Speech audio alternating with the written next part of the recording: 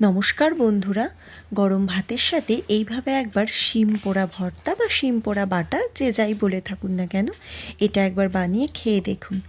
তার জন্য এখানে আমি বেশ কয়েকটা শিম ভালো করে ধুয়ে শুকনো কাপড় দিয়ে মুছে নিয়েছি যাতে একটু জল না থাকে। আর দেখতে পেলেন শিমের এই যে আঁশটা থাকে সেটা আমি হাত দিয়ে ছাড়িয়ে নিয়েছি, দুমাথা কেটে হাত দিয়ে ছাড়িয়ে নিয়েছি।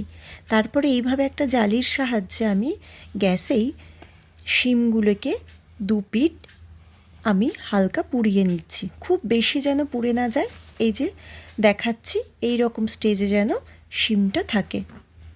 আর এদিকে আমি ছোট ছোট দুটো রসুন পুড়িয়ে নেব আর একটা পেঁয়াজও পুড়িয়ে নেব। খুব বেশি পোড়াবো না, পেঁয়াজটা নরম হয়ে যাওয়া অবধি রেখে দেব। এরপরে শুকনো খোলায় একটু কালো জিরা আর কয়েকটা কাঁচা লঙ্কা আমি ভেজে নিলাম। এবার সব উপকরণগুলো একসাথে মিক্সির বাটির মধ্যে দিয়ে দিলাম। এখন এটাকে খুব ভালোভাবে আমি পেস্ট করে নেব। এর মধ্যে কিন্তু কোনো রকম জল অ্যাড করা যাবে না।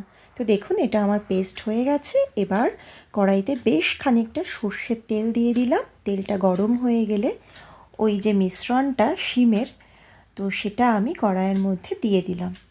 এবার অ্যাড করে দিচ্ছি স্বাদ মতো লবণ, একটু হলুদ গুঁড়ো আর দেব বেশ খানিকটা চিনি।